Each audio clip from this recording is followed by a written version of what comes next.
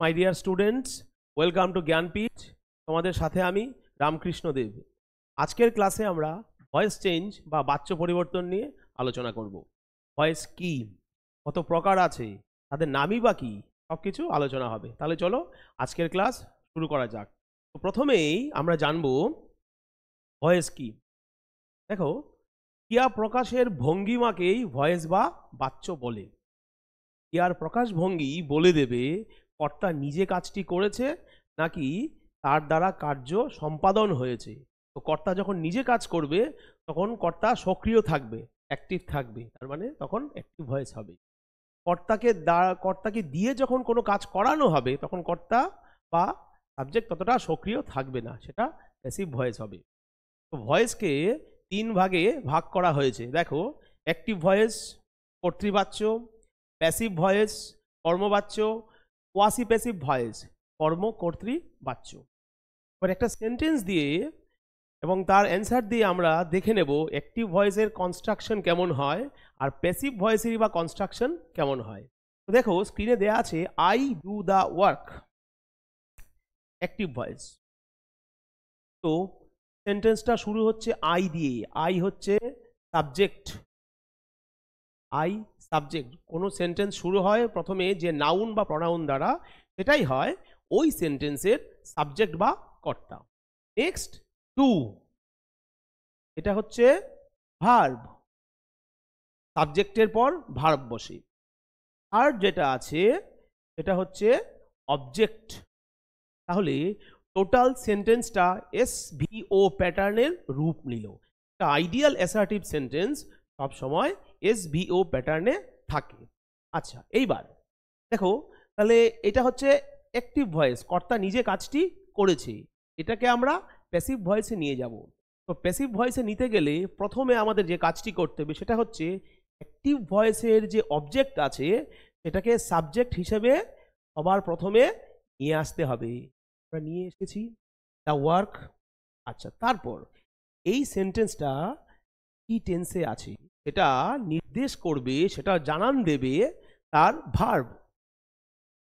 যেমন do, do কি টেন্সে আছে, প্রেজেন্ট টেন্সে আছে। তাহলে স্বাভাবিকভাবেই এই টোটাল সেন্টেন্সটা সিম্পল প্রেজেন্ট টেন্সে আছে। তাহলে সিম্পল প্রেজেন্ট টেন্সে কি কি অক্সিলারি ভার্ব ব্যবহার করা হয় প্যাসিভ করার সময়? তিনটে, এম, ইজ, আর। তাহলে এখানে সাবজেক্টটা সিঙ্গুলার আছে, দ্য ওয়ার্ক, কাজটি, একটা কাজকে স্পেসিফিক্যালি বা নির্দিষ্টভাবে দেখানো হয়েছে, তাই এটা সিঙ্গুলার। আর সাবজেক্ট যদি সিঙ্গুলার হয় অবশ্যই তার অক্সিলারি ভার্বটাও সিঙ্গুলার হবে, তাই এখানে আমরা ইজ দিয়েছি এবং অবশ্যই সেটা সিম্পল প্রেজেন্টে আছে। তারপর ভয়েস চেঞ্জের মোস্ট প্রবাবলি সবচেয়ে ভাইটাল পার্ট সেটা হচ্ছে প্রিন্সিপাল ভার্ব। টু, প্রিন্সিপাল ভার্বের থার্ড ফর্ম ডান। যখনই আমরা অ্যাক্টিভ ভয়েস থেকে প্যাসিভ ভয়েসে রূপান্তর করব কোনো সেন্টেন্সকে, তার প্রিন্সিপাল ভার্বকে অতি অবশ্যই থার্ড ফর্মে বা পাস্ট পার্টিসিপল ফর্মে নিয়ে যেতে হবে। ডান হয়ে গেল। তারপর একটা প্রিপোজিশন বসলো বাই মি। কোথা থেকে আসলো এই মি? এই যে অ্যাক্টিভ ভয়েসে যে সাবজেক্ট ছিল আই, তার অবজেক্টিভ ফর্ম হচ্ছে এই মি, আই থেকে মি হয়ে গেল। এইবার তাহলে আমরা পেয়ে গেলাম প্যাসিভ ভয়েস।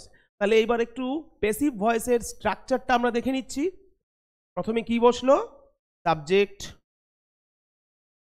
তারপর অক্সিলারি ভার্ব, তারপর প্রিন্সিপাল ভার্বের থার্ড ফর্ম, তারপর বাই, তারপর অবজেক্ট। এই হচ্ছে আমাদের প্যাসিভ ভয়েসের স্ট্রাকচার। এবার আমরা দেখে নেব কিছু প্রনাউনের অবজেক্টিভ ফর্ম। দেখো, অ্যাক্টিভ ভয়েসে যদি আই সাবজেক্ট হিসেবে থাকে, প্যাসিভ ভয়েসে সেটা হয়ে যাবে মি। এইভাবে উই থেকে আস, হি থেকে হিম, থেকে হার, দে থেকে দেম হয়ে যায়। তো অ্যাক্টিভ থেকে প্যাসিভে গেলে এই চেঞ্জগুলো হয়। আবার দেখবে অনেক সময় উল্টো থাকে, প্যাসিভ ভয়েসে দেয়া আছে এগুলো, তখন অ্যাক্টিভ ভয়েসে গেলে আবার এগুলো হবে। ধরো মি আছে, তখন অ্যাক্টিভ ভয়েসে আমরা কি লিখব? আই। এইভাবে এছাড়াও কিছু আরো আছে শব্দ, যেমন ধরো নাউন, ইট, দিস, দ্যাট এবং ইউ, এরা কিন্তু অ্যাক্টিভ ভয়েসে যে রূপে থাকে প্যাসিভ ভয়েসে একই রূপে থাকে, এদের কিন্তু কোনো পরিবর্তন হয় না। হোপফুলি বোঝাতে পেরেছি। এইবার আমরা দেখব অ্যাসার্টিভ সেন্টেন্সের ভয়েস চেঞ্জ। কয়েকটা এক্সাম্পল বোর্ডে দেয়া আছে, এই এক্সাম্পলগুলো সলভ করলে আশা করি তোমাদের বিষয়টা পরিষ্কার হবে। তো দেখো, প্রথমে দেয়া আছে হি রোট এ লেটার। কি হচ্ছে সাবজেক্ট, রোট হচ্ছে ভার্ব, এ লেটার হচ্ছে অবজেক্ট। ইতিমধ্যে জেনে নিয়েছি অবজেক্টটা সাবজেক্ট হয়ে সামনে আসবে। লিখে দিচ্ছি এ লেটার। এইবার রোট আছে, কি টেন্সে আছে? ভার্বের সেকেন্ড ফর্ম, তার মানে পাস্ট টেন্সে আছে। তাহলে এই টোটাল সেন্টেন্সটা আমাদের সিম্পল পাস্টে আছে। তো প্যাসিভ ভয়েস করার সময় আমাদের সিম্পল পাস্ট টেন্সেরই অক্সিলারি ভার্ব ব্যবহার করতে হবে। তো সিম্পল পাস্ট টেন্সের অক্সিলারি ভার্ব কি কি আছে? দুটো আছে, ওয়াজ, ওয়ার। ওয়াজ, ওয়ার। কোথায় বসে এরা? সাবজেক্ট যদি সিঙ্গুলার হয় তাহলে ওয়াজ, সাবজেক্ট যদি প্লুরাল হয় তাহলে ওয়ার। এ লেটার, একটা চিঠি, অবভিয়াসলি সিঙ্গুলার, তাহলে ওয়াজ বসবে সিম্পল পাস্টে, ওয়াজ। এইবার প্রিন্সিপাল ভার্বের থার্ড ফর্ম রিটেন, বাই থাকলে আর, ভেরি ইজি। নেক্সট 2 নাম্বার দেখব, they did not play cricket. আমরা ইতিমধ্যে সাবজেক্ট, ভার্ব আর অবজেক্ট চিনে ফেলেছি। এবার আমরা ডাইরেক্ট চেঞ্জগুলো করব। ক্রিকেট সাবজেক্ট হয়ে সামনে চলে আসলো, ক্রিকেট। ডিড আছে, যদি কোনো সেন্টেন্সে ডিড থাকে তাহলে অবশ্যই সেটা সিম্পল পাস্টে থাকবে। এরকম এক্সাম্পল যদি পরীক্ষায় আসে তাহলে তো কথাই নেই, খুবই সোজা এটা। তাহলে ডিড আছে মানে সিম্পল পাস্ট। ওয়াজ, কেন ওয়াজ বসালাম? ক্রিকেট একটা খেলা, a game. Subject singular, auxiliary ভার্বও সিঙ্গুলার, সহজ হিসাব। তারপর নট, অক্সিলারি ভার্বের পর নট বসে গেল, ক্রিকেট ওয়াজ নট প্লে, প্লের third form played. By them, they ছিল, সেটার অবজেক্টিভ ফর্ম হচ্ছে দেম। ক্লিয়ার? নাম্বার 3, একটু নতুনত্ব আছে এখানে, উইলের দেখা পাচ্ছি আমরা এখানে। You will not edit the post. তো যে সেন্টেন্সে শ্যাল বা উইল থাকবে সেটা অবশ্যই ফিউচার টেন্স হবে। তাহলে এটাও তাই, ফিউচার ইনডেফিনিট বা সিম্পল ফিউচারে আছে, এটা চেঞ্জ করি। The post. এইবার প্রশ্ন করবে তোমরা যে শ্যাল কোথায় বসবে, উইল কোথায় বসবে? দুটো প্রনাউন আছে, আই, উই। এই দুটো প্রনাউনের পরে আমরা শ্যাল বসাই, বাকি সবার ক্ষেত্রে আমরা উইল বসাই। হ্যাঁ, আবার এটাও বলতে পারো যে সাবজেক্ট যদি প্লুরাল হয় তাহলেও শ্যাল বসাতে হয়, কিন্তু প্রাথমিকভাবে এটা জেনে রাখবো আই আর উই সাথে শ্যাল বসে, বাকিদের সাথে উইল বসে। তাহলে এখানে the post will, will not ছিল, নট বসিয়ে দিলাম। এইবার একটা বি যুক্ত হবে extra, be, will not be edited. বুঝতে পারছো কেন হলো edited? By you, you remain unchanged, both active voice and passive voice. Number 4, এবার এখানেও নতুনত্ব আছে। Tuba is singing a song, ING আছে। ছোটবেলায় আমরা কি শিখেছিলাম? কোনো সেন্টেন্সে ভার্বের সাথে যদি আইএনজি থাকে তাহলে সেটা অবশ্যই কন্টিনিউয়াস হয়। এটাও তাই, কন্টিনিউয়াস। কি কন্টিনিউয়াস, প্রেজেন্ট না পাস্ট? ইজ আছে, খুবই সোজা। যখন কোনো সেন্টেন্সে এম ইজ আর থাকবে সেটা অবশ্যই প্রেজেন্ট টেন্স হবে। তারপর ভার্বের সাথে আইএনজি আছে, তাহলে টুবা ইজ সিঙ্গিং এ সং, এই সেন্টেন্সটা প্রেজেন্ট কন্টিনিউয়াসে আছে। এটা চেঞ্জ করি, অবজেক্ট হচ্ছে এ সং, সামনে চলে আসবে এ সং, একটি গান, সিঙ্গুলার, ইজ। এইবার ভাইটাল কোশ্চেন, কি করব এই আইএনজি বসবে না, আইএনজির পরিবর্তে বিইং বসবে। এই যে দেখো সিং এর সঙ্গে যে আইএনজি আছে সেই আইএনজির পরিবর্তে আমরা কি বসিয়েছি, বিইং বসিয়েছি। বাকি রইল মূল ভার্ব সিং এর থার্ড ফর্ম। জানি তো আমরা মূল ভার্বের থার্ড ফর্ম বসাতে হয় sang, by Tuba. Tuba is a proper noun, so it will remain unchanged, এর কোনো পরিবর্তন নেই। নাম্বার 5, এটাও ফিউচার টেন্সে আছে। কি দেখে বুঝলাম, উইল আছে। দ্য স্ক্রিপ্ট,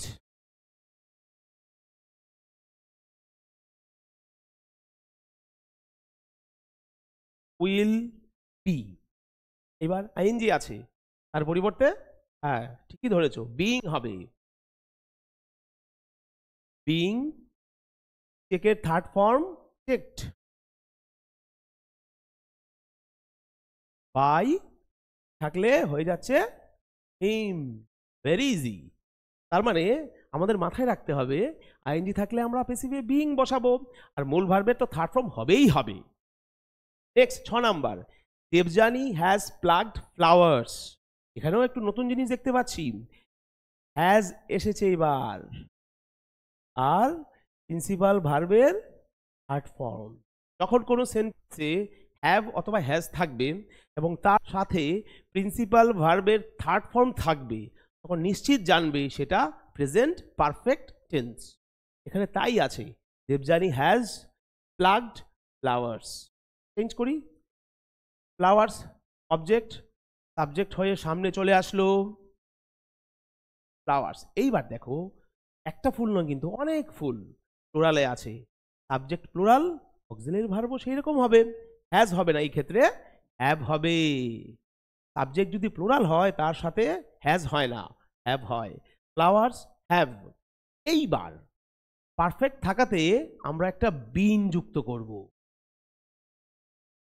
তো আগেই বলেছি কোথায় কোন ভার্ব বসবে সেটা লাস্ট পেজে দিয়ে দেবো, এখন মুখে বলছি তোমাদের সুবিধা হবে, সেটা দেখে নিলে সেটা একদম আরো গেট ক্লিয়ার হয়ে যাবে। তো ফ্লাওয়ার্স হ্যাভ বিন, প্লাগড এর থার্ড ফর্ম প্লাগডই হবে, প্লাগড বাই দেবযানী।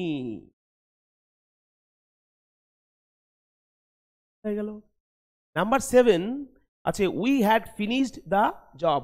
হ্যাড আছে, তার মানে পাস্ট ভার্বের প্রিন্সিপাল ভার্বের থার্ড ফর্ম আছে, মানে এটা পাস্ট পারফেক্ট।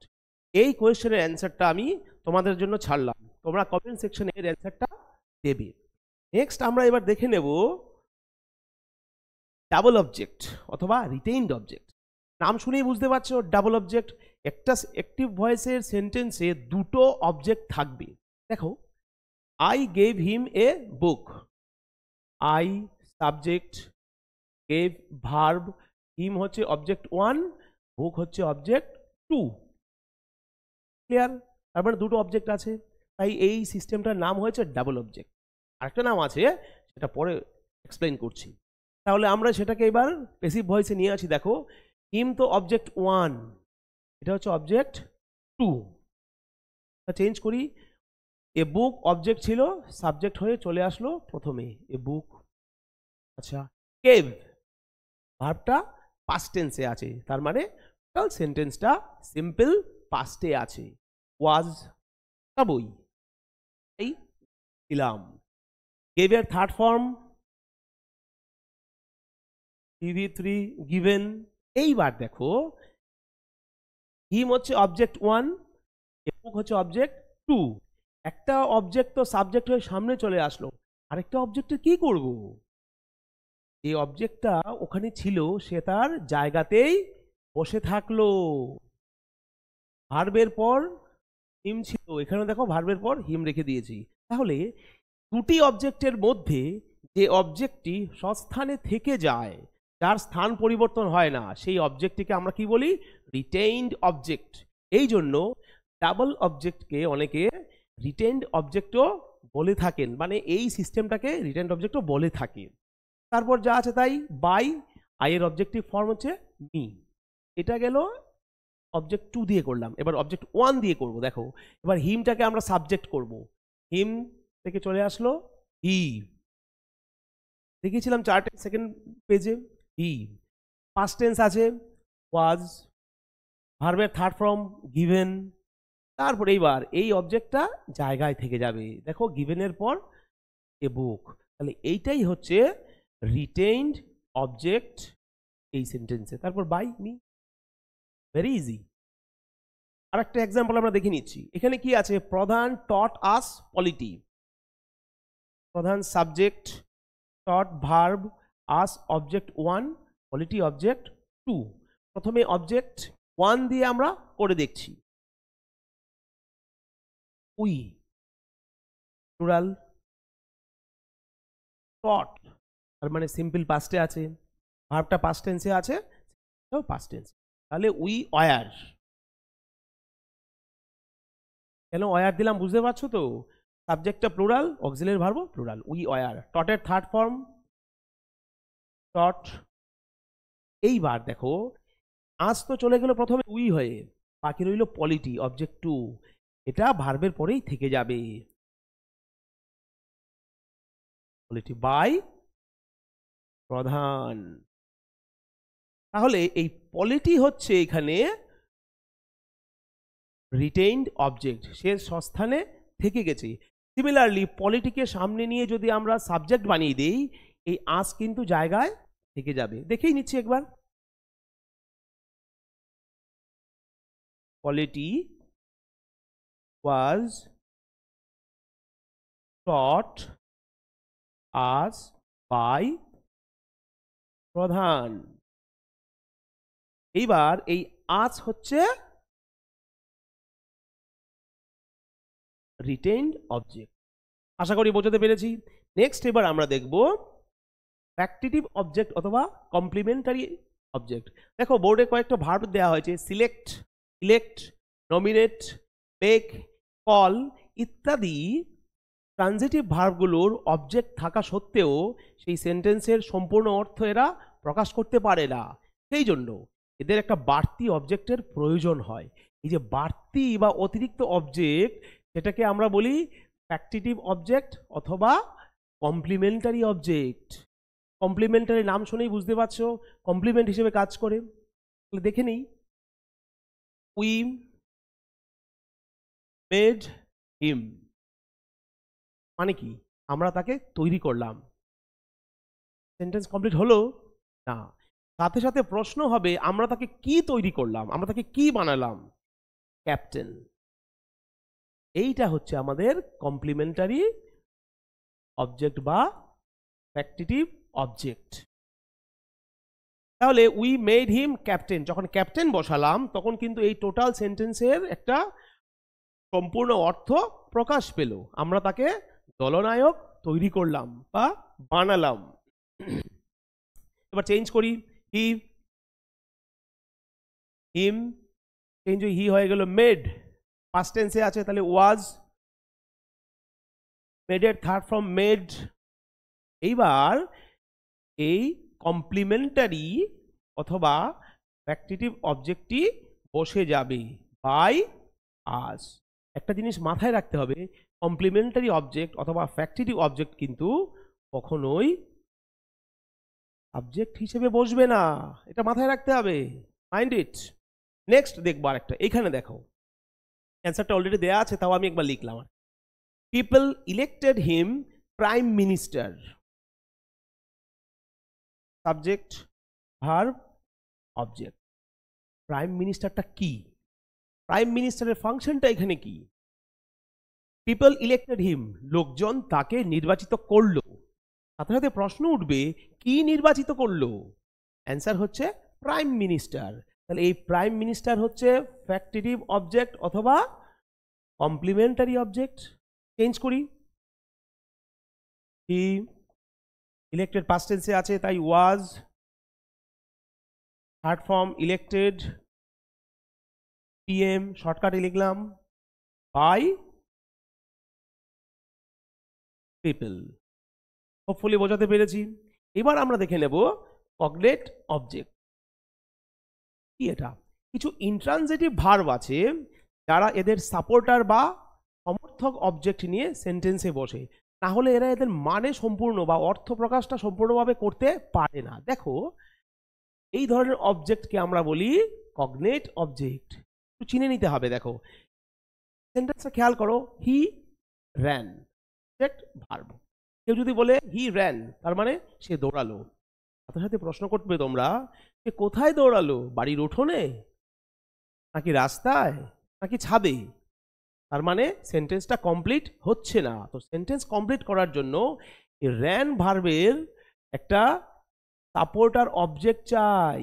এটা কি এখানে? A race. সে কোথায় দৌড়ালো? একটা রেসে দৌড়ালো।